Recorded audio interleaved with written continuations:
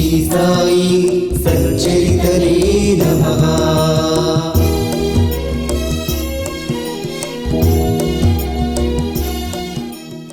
Shri Sai Satcharitra ఓవి to ఓవి మూల గ్రంథము శ్రవణ పారాయణ 9వ అధ్యాయం. శ్రీ గణేశాయ నమః. శ్రీ సరస్వత్యై నమః. శ్రీ గురుభ్యో నమః. శ్రీ కులదేవతాయై నమః. శ్రీ సీతారామచంద్రాభ్యాం నమః. శ్రీ సద్గురు సాయినాథాయ నమః. ఇప్పుడు పూర్వ కథానుసంధానం. బాబా అనుమతి లేకుండా భక్తులు తమ ప్రదేశాలకు బయలుదేరితే వారు ఎలా ఇబ్బంది పడేవారు?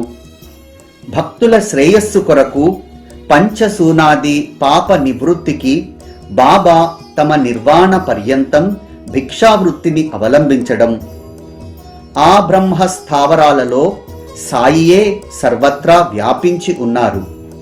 సాయి కరుణతో సకల ప్రాణులలో భగవంతుడు ఉన్నాడని అందరి మనసులలో నాటేవారు. అందువలన ఈ పావన కథలను శ్రద్ధగా శ్రవణం చేయండని నేను శ్రోతలను ప్రార్థిస్తున్నాను. వీనిని వింటే కృతకృత్యులవుతారు. షిరిడీ యాత్ర యొక్క విశిష్టత, యాత్రికులు బాబా అనుమతి లేకుండా తిరిగి వెళ్ళిపోతే విఘ్నాలను ఆహ్వానించుకున్నట్లే.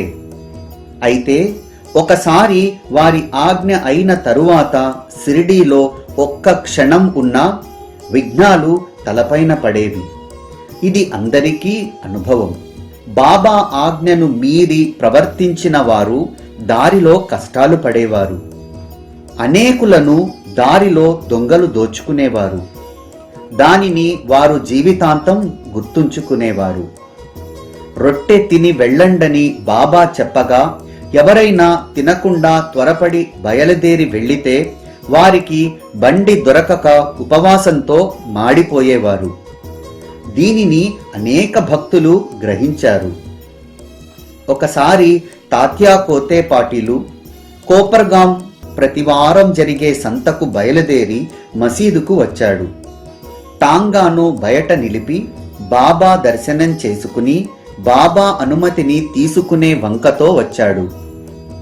అతడు మాధవరావు పేర నానా చందోర్కరు వద్ద నుండి సిఫారసు పత్రాన్ని తెచ్చుకున్నాడు. ఒక గుడారంను అడిగి తీసుకుని అందులో సుఖంగా ఉన్నాడు.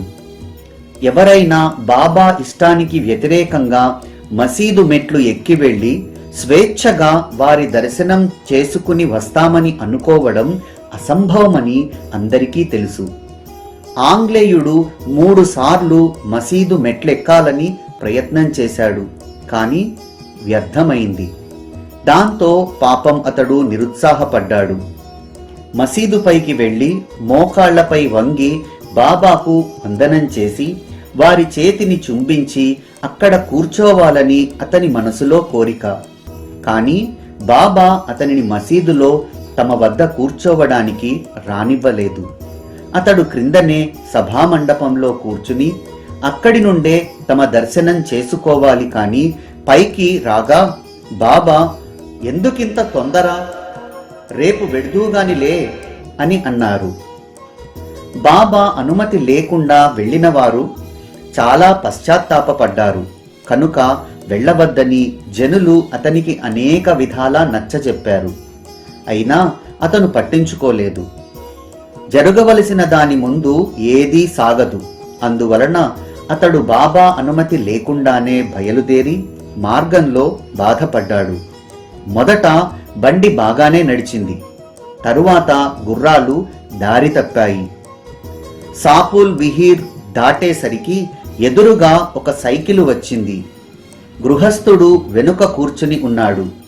అకస్మాత్తుగా గుర్రాలు బెదరగా కుదుపు వచ్చి ఒక్కసారిగా టాంగా పట్టు తప్పింది. వెనుక ఉన్న గృహస్థుడు రోడ్డు మీద వెల్లికలా పడ్డాడు. గొప్ప ప్రయత్నంతో టాంగాను ఆపారు. ఆ గృహస్థు కొంత దూరం ప్రాకుకుంటూ వెళ్ళాడు. అతనిని లేవనెత్తి టాంగాలో కూర్చోబెట్టగా టాంగా ముందుకు సాగింది.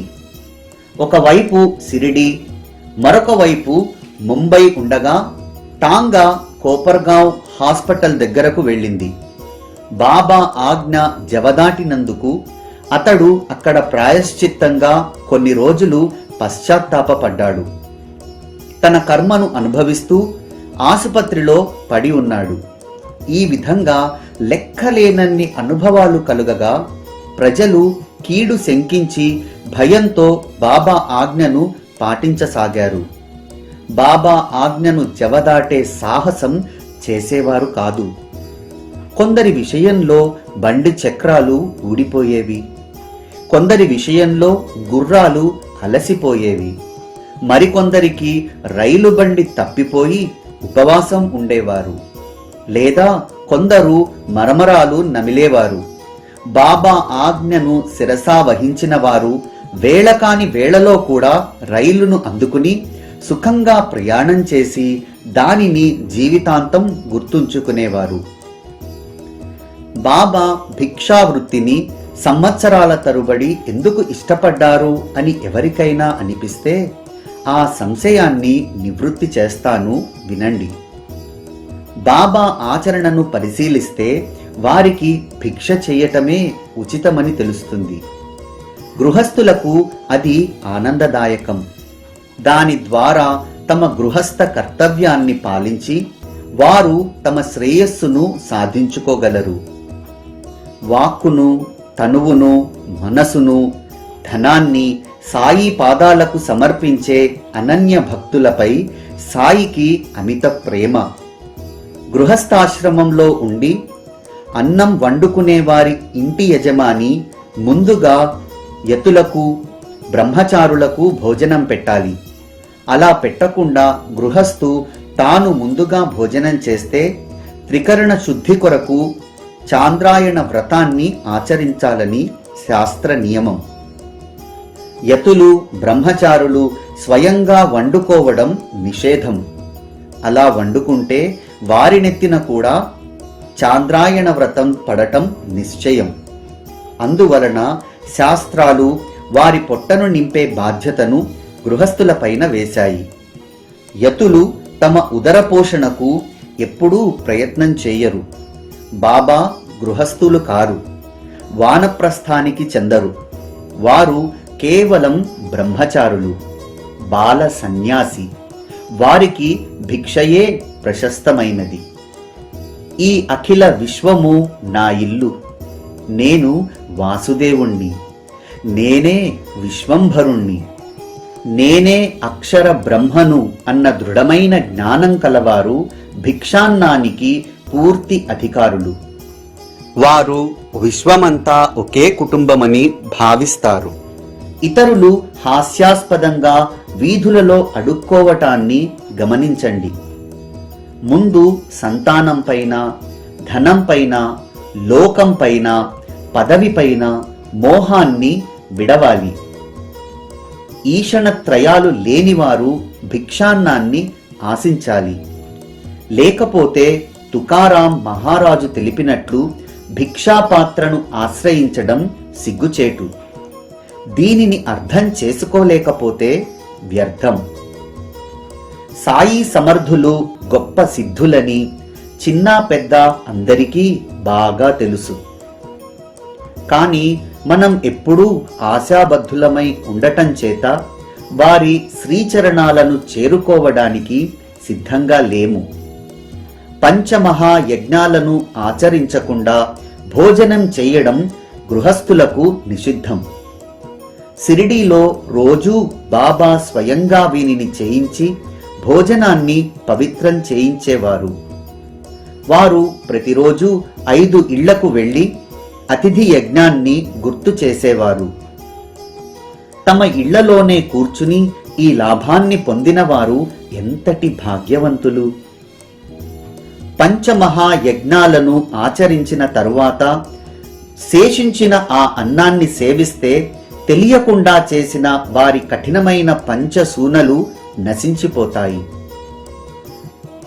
కండని, చుల్లి, పేషణి, ఉదకుంభి, మార్జని ఇవి పంచసూనాలని ప్రజలలో ప్రసిద్ధి. రోటిలో ధాన్యం వేసి రోకలితో దంచి పొట్టుని తీయడంలో తెలియకుండానే జీవహింస జరుగుతుంది. కానీ ఇదంతా చేయకపోతే ఆ ధాన్యం వంటకు పనికిరాదు. పంచసూనలలో మొదటి పాపం కండని. పొయ్యిలో కర్రలు పెట్టి మండటంలో తెలియకుండా ఎన్నో జీవులు చనిపోతాయి. చుల్లి అని ఇది రెండో పాపం. తిరగలిలో ధాన్యాన్ని పిండి చేస్తున్నప్పుడు తెలియకుండా అసంఖ్యాక ప్రాణులకు హాని కలుగుతుంది. దీని పేరు పేషణి. వాపి, కూప, తటాకాల నుండి కుండలలో నీళ్లు తేవడం లేదా అక్కడ స్త్రీలు పురుషులు తోమడం లేదా ఉతకడం వలన అసంఖ్యాక ప్రాణులు మరణిస్తాయి. బిందెలను శుభ్రపరచడానికి వానిని చేత్తో తోమటంలో అనిచ్ఛాపూర్వకంగా హత్యలు జరుగుతాయి. ఇది ఉదకుంభి అనే నాలుగో పాపం. అట్లే చన్నీళ్లతో కానీ వేడి నీళ్లతో కానీ స్నానం చేస్తున్నప్పుడు, కళ్ళాపి చల్లుతున్నప్పుడు ఎన్నో ప్రాణులు దారుణంగా చనిపోతాయి. దీని పేరు మార్జని. ఈ పంచమహా పాపాల నుండి విముక్తులవడానికి గృహస్థులు పంచమహాయజ్ఞాలను చేస్తే పంచమహాపాపాలు నశించి చిత్తశుద్ధి కలుగుతుంది. చిత్తశుద్ధితో ప్రకాశవంతమైన శుద్ధ జ్ఞానం ఉత్పన్నమవుతుంది. జ్ఞానం కలిగిన తరువాత ఫలితంగా భాగ్యవంతులు మోక్షాన్ని పొందుతారు. సాయిబాబా యొక్క ఈ భిక్షా వృత్తిని గూర్చి వ్రాస్తుంటే గ్రంథం పెరిగిపోతుంది. ఇప్పుడు నిజంగా జరిగిన ఒక కథను తెలిపి ఈ అధ్యాయాన్ని సమాప్తి చేస్తాను. మనసులో కేవలం ప్రేమ ఉంటే చాలు. ఎవరితోనైనా బాబాకు ఏదైనా పంపితే తెచ్చిన వారు మరచిపోయినా బాబా అడగటం మర్చిపోయేవారు కాదు. రొట్టె కూరగాని పాలకోవాగాని దృఢమైన భక్తి భావంతో ఇవ్వాలి. అటువంటి భక్తులు తటస్థపడితే బాబాకు ప్రేమ ఉప్పొంగేది. అలాంటి ప్రేమగల ఒక భక్తుని కథను వింటే మనకు ఆనందం కలుగుతుంది. ఎవరైనా చేపట్టిన పనిలో పొరపాటు చేస్తే వారిని బాబాయే దారిలో పెట్టేవారు. ఇలాంటి రహస్యమైన శిక్షణా పద్ధతితో బాబా సరియైన సమయానికి సరిదిద్దేవారు. దీనిని అనుభవించిన వారు ధన్య భాగ్యులు. వారి ఆనంద స్థితిని వర్ణించలేను. రామచంద్రుడు అనే భక్త శ్రేష్ఠుని తండ్రి ఆత్మారాముడు. వారి ఇంటి పేరు తర్ఖడ్. అతనికి సాయియే విశ్రామధామం. అతనిని బాబాసాహెబు తర్ఖడ్ అని అందరూ ఎప్పుడూ పిలిచేవారు. ఇప్పుడు ఈ గ్రంథంలో అతని గురించిన కథ, సాయి పైన ఉప్పొంగే ప్రేమలో మునిగిపోయిన తర్ఖడ్ చెప్పిన అతని అనుభవాలను వినడం ఎంతో ఆహ్లాదకరం.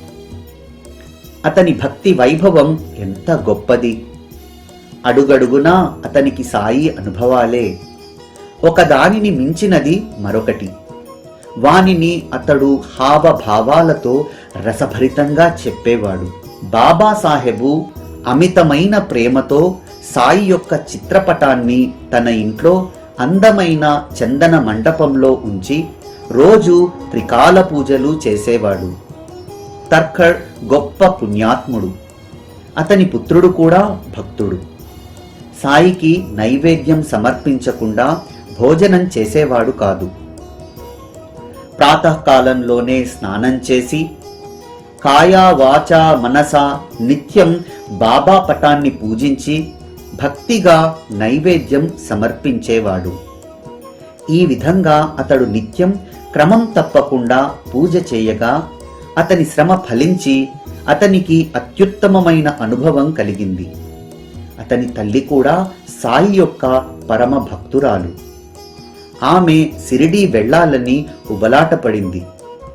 ఆమె వెంట దారిలో తోడుగా కొడుకును పంపాలని తండ్రి ఉద్దేశం. షిరిడీ వెళ్లి సాయి సమర్థుని దర్శనం చేసుకుని కొంతకాలం అక్కడే ఉండి ప్రత్యక్షంగా సాయి పాదాలను సేవించుకోవాలని ఆమె కోరిక. కాని తండ్రి తలచినట్లుగా కుమారుని మనసులో వెళ్ళాలని లేదు. ఇంట్లో రోజూ నియమంగా ఎవరు పూజ చేస్తారు అన్నది అతని చింత. తండ్రి ప్రార్థనా సమాజానికి చెందినవాడు. ఇష్టం లేని అతనిని విగ్రహారాధన చేయమని ఎలా ఇబ్బంది పెట్టగలను? అది అతని సమస్య. తండ్రి మనోగతాన్ని తెలుసుకొని కొడుకు ప్రయాణానికి సిద్ధమై తండ్రితో ప్రేమపూర్వకంగా అన్న మాటలు వినండి. సాయికి నైవేద్యం సమర్పించకుండా ఇంట్లో ఎవరు భోజనం చేయమని మాట ఇస్తే కాని నేను నిశ్చింతగా ప్రయాణం చేయలేను. తండ్రికి తన కొడుకు యొక్క నిత్య పూజా కార్యక్రమం బాగా తెలుసు కనుక నేను నిత్యం నైవేద్యం సమర్పిస్తాను. నీవు నిశ్చింతగా ఉండు. ముందుగా సాయికి సమర్పించకుండా ఎవరూ అన్నాన్ని స్వీకరించం. ఈ నా మాటలు ప్రమాణంగా భావించి ఏ అనుమానం పెట్టుకోకుండా సుఖంగా వెళ్ళు అని చెప్పాడు. ఇలా తండ్రి హామీ ఇచ్చాక ఆ అబ్బాయి షిరిడీ ప్రయాణమయ్యాడు. మరునాడు ఉదయం తర్ఖడ్ స్వయంగా పూజ చేశాడు. బాబాసాహెబ్ తర్ఖడ్ రెండవ రోజు పూజను ప్రారంభించక ముందు బాబా చిత్రపటం ముందు సాష్టాంగ ప్రణామం చేసి ప్రార్థించాడు. బాబా, నా కుమారుడు చేసిన విధంగానే నా పూజను సేవను స్వీకరించండి. యాంత్రికంగా పైపైన మాత్రమే కాకుండా నాలో ప్రేమను కలిగించండి అని ప్రతిరోజు బ్రహ్మ ముహూర్తాన లేచి స్నానం చేసి తర్ఖడ్ ప్రార్థనాపూర్వకంగా పూజ చేసి ప్రతిదినం నైవేద్య సమర్పణ కూడా చేసేవాడు.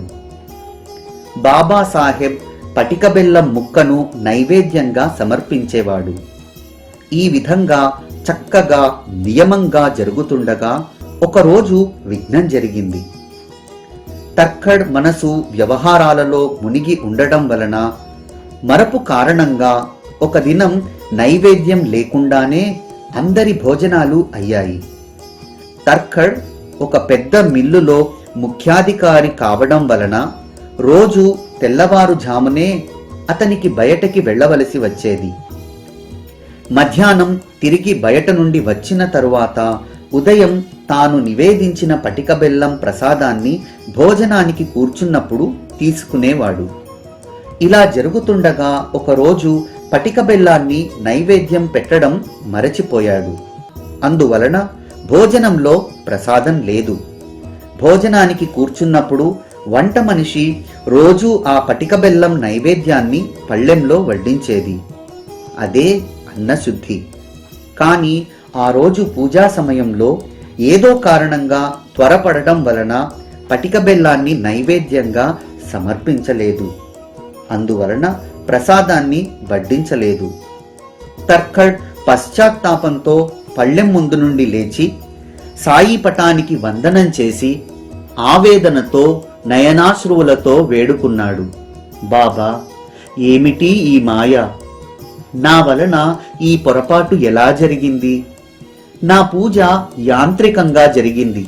నన్ను క్షమించండి. ఇది పొరపాటు కాదు, మహాపాపం.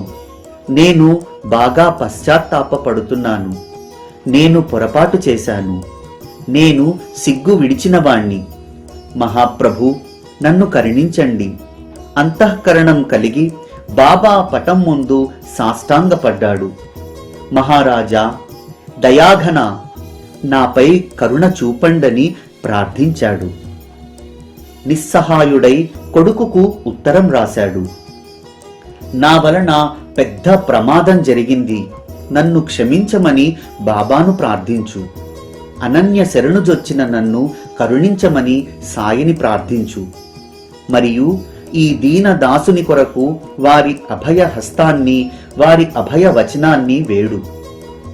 బాంద్రాలో జరిగిన ఈ విషయం 100 క్రోసుల దూరంలో ఉన్న షిరిడీకి వెంటనే చేరింది. అప్పుడు బాబా అన్న మాటలను వినండి. బాబా భూత భవిష్యత్ వర్తమానాలకు దేశ కాలాలకు అతీతులు. వారు త్రికాల జ్ఞాని అని అనడానికి ఇది ప్రత్యక్ష ప్రమాణం. అదే రోజు షిరిడీలో ఉన్న అబ్బాయి సాయికి వందనం చేయడానికి వెళ్ళగా ఆ సమయాన జరిగిన దానిని శ్రోతలు సావధానులై వినండి. ఆ అబ్బాయి ఎంతో ఉత్సాహంగా తల్లితో సహా సాయి చరణాలకు నమస్కరించగా బాబా ఆ తల్లితో అన్న మాటలను విని అతనికి అత్యంత ఆశ్చర్యం కలిగింది. ఏం చేయను తల్లి, ప్రతిరోజులాగే నేను ఈరోజు బాంద్రాకు వెళ్ళాను. తినడానికి త్రాగడానికి ఏమీ లేక నేను ఉపవాసంతో తిరిగి రావలసి వచ్చింది. ఎలాంటి రుణబంధమో, తలుపులు మూసే ఉన్నా నేను స్వేచ్ఛగా లోపలికి ప్రవేశించాను. నన్ను ఎవరు అడ్డుపెట్టగలరు? ఇంట్లో యజమాని లేడు. ఆకలితో నా కడుపులో ప్రేగులు అలమటిస్తున్నాయి. మధ్యాహ్నం వేళ అన్నం లేకుండా నేనట్లే వెనుకకు తిరిగి వచ్చేశాను. ఈ మాటలను విన్న వెంటనే ఆ అబ్బాయి తన తండ్రి నైవేద్యం సమర్పించడం బహుశా మరచి ఉంటాడని గ్రహించాడు. తనకు ఇంటికి వెళ్ళడానికి అనుమతి నిమ్మని బాబాను వేడుకున్నాడు. కాని బాబా అతన్ని వెళ్ళనివ్వలేదు. అతని పూజను అక్కడే స్వీకరించారు. అబ్బాయి అదే రోజు జరిగినదంతా విస్తారంగా షిరిడీ నుండి తండ్రికి ఉత్తరం రాశాడు. దానిని చదివి ఆ తండ్రి మనసు కరిగిపోయింది. ఇక్కడ ఆ తండ్రి ఉత్తరం అక్కడ కొడుకుకు అందింది. ఆ అబ్బాయికి కూడా చాలా ఆశ్చర్యం కలిగింది. అతని కళ్ళ నుండి కూడా అశ్రువులు జారాయి. సాయి యొక్క ఈ లీల ఎలాంటిదో చూడండి. ప్రేమ ఉప్పొంగకుండా ఎలా ఉండగలుగుతుంది? దీనికి ద్రవించని పాషాణం లాంటి వారెవరుంటారు? ప్రేమమయి అయిన ఈ అబ్బాయి తల్లి షిరిడీలో ఉండగా బాబా ఒకసారి ఆమెను అనుగ్రహించిన విశేషాన్ని వినండి. ఆమె భోజన గదిలో ఉన్నప్పుడు ఆకులలో అన్నీ వడ్డించి ఉండగా ఇంతలో ఆ మధ్యాహ్నం పూట ఆకలితో ఉన్న ఓ కుక్క తలుపు దగ్గరకు వచ్చింది.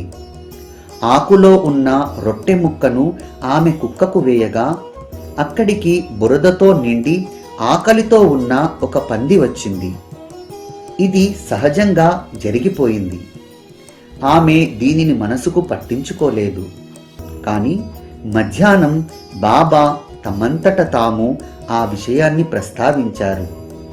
మధ్యాహ్నం భోజనమైన తరువాత రోజులాగే ఆమె దూరంగా మసీదులో కూర్చొని ఉండగా బాబా ఆమెతో ఆదరంగా, అమ్మా, ఈరోజు నువ్వు నాకు తిండి పెట్టావు. కడుపు నిండింది. గొంతు వరకు తిన్నాను. ఎంతో వ్యాకుల పడుతున్న ఈ ప్రాణాలను నీవు తృప్తిపరిచావు.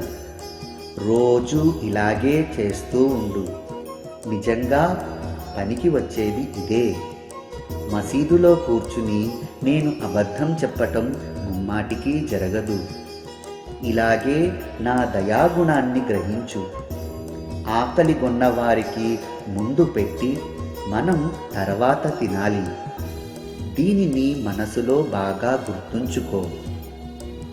సాయి సమర్థులు చెప్పినది ఆ స్త్రీకి ఏమీ అర్థం కాలేదు. దాని భావం ఏమిటో బాబా మాటలు ఎప్పుడూ నిరర్థకం కావు. నేనే ఒకరిపై ఆధారపడి డబ్బు ఇచ్చి దొరికిందేదో తింటున్నాను. నేను నీకివ్వడం ఎలా సంభవం అని ఆమె అన్నది.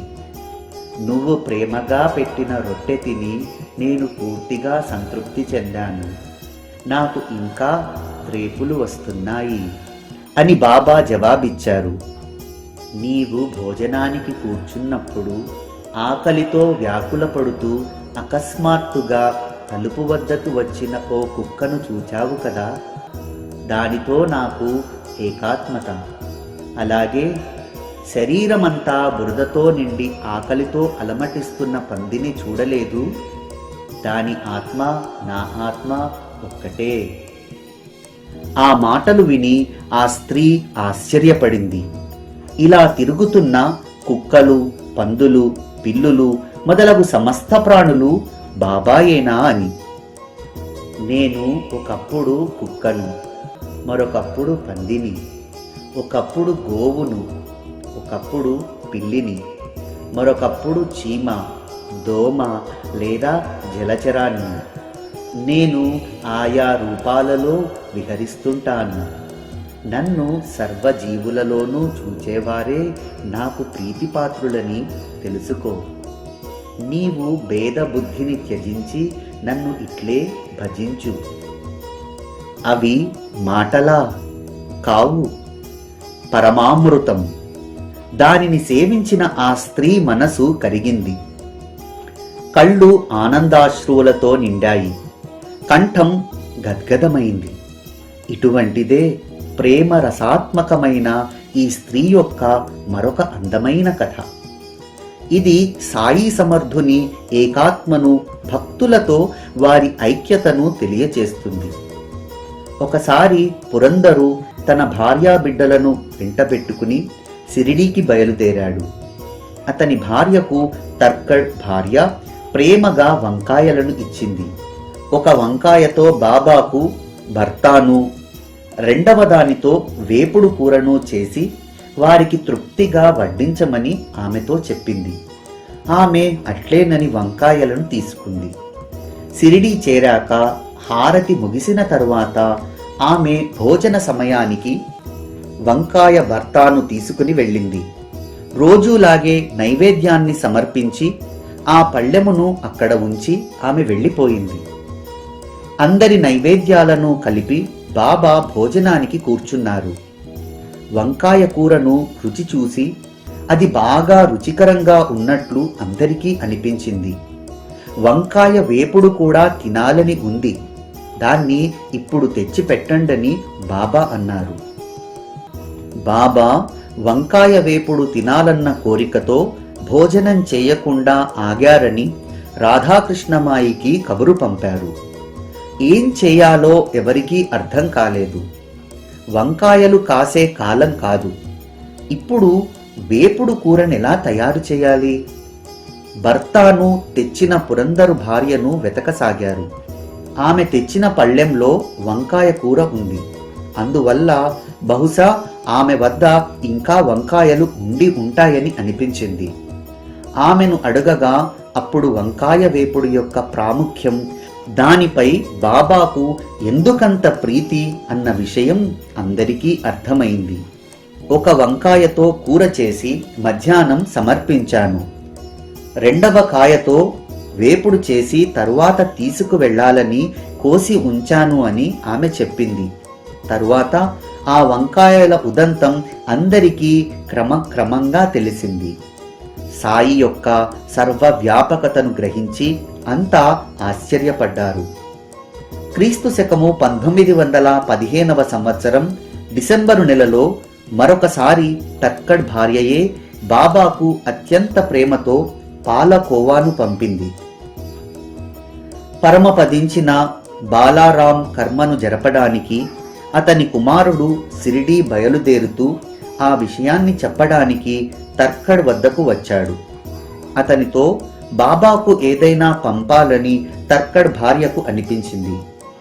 ఇంట్లో చూస్తే పాలకోవా తప్ప మరేం లేదు.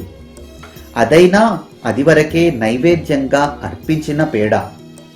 ఆ అబ్బాయి వెళ్ళడానికి తొందరపడుతున్నాడు.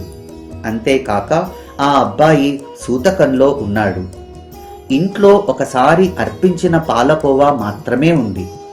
దానినే సాయికి అర్పించడానికి అబ్బాయితో పంపాలనుకుంది. ఇప్పుడు దీనినే తీసుకుని వెళ్ళి ప్రేమపూర్వకంగా బాబాకు ఇవ్వు, వారు ప్రీతిగా తింటారు అని చెప్పింది. అబ్బాయి గోవిందు పాలకోవాను తీసుకుని వెళ్ళాడు. కాని బాబా దర్శనానికి వెళ్ళినప్పుడు దానిని తాను బస చేసిన చోటే మరచిపోయాడు. అప్పుడు బాబా ఓపికగా ఉన్నారు. తరువాత సాయంత్రం మరలా అబ్బాయి దర్బారుకు వెళ్ళినప్పుడు కూడా మునుపటి వలనే మరచిపోయి మసీదుకు ఒట్టి చేతులతో వెళ్ళాడు. బాబా అతనిని, నువ్వు నా కొరకు ఏం తెచ్చావని అడిగి చూశారు. ఏమీ తేలేదని అతడు చెప్పగా కొంచెం గుర్తుకు తెచ్చారు. నా కోసమని ఎవరూ ఏ వస్తువు నీకివ్వలేదా అని అడిగారు. లేదని అబ్బాయి చెప్పగా సాయి సమర్థులు స్పష్టంగా అడిగారు, ఒరేయ్, ఇంటి నుండి బయలుదేరినప్పుడు ఆ తల్లి ప్రేమతో నీ చేతికి నేను తినడానికి మిఠాయి ఇవ్వలేదు అని స్పష్టంగా అడిగారు. అప్పుడు అతనికి గుర్తుకు వచ్చింది.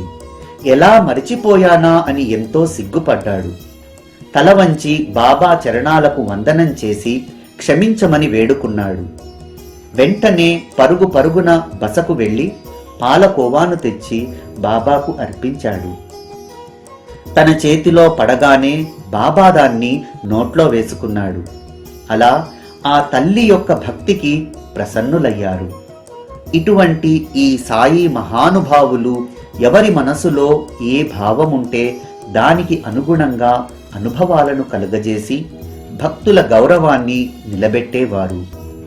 ఈ కథలోని మరొక ఉద్దేశం సర్వజీవులలోనూ భగవంతుణ్ణి చూడాలి అని. సర్వశాస్త్రాలకు సమ్మతమైనది ఇదే. ఇందులోని సిద్ధాంతం ఇదే. ఇక తరువాతి అధ్యాయంలో బాబా ఎక్కడ నివసించేవారు, ఎలా శయనించేవారు, సావధాన చిత్తులై శ్రవణం చేయండి. హేమాడ్ సాయి చరణాలకు శరణుజొచ్చి శ్రోతలు ఈ కథలను శ్రవణంతో పాటు మననం, నిధిధ్యాసనం చేస్తే కృతకృత్యులవుతారని మనవి చేస్తున్నాడు. స్వస్తి శ్రీ సంత సజ్జన ప్రేరితము భక్త హేమాడ్ పంత్ విరచితము అయిన శ్రీ సాయి సమర్థ సచ్చరితంలో 9వ అధ్యాయం సంపూర్ణం.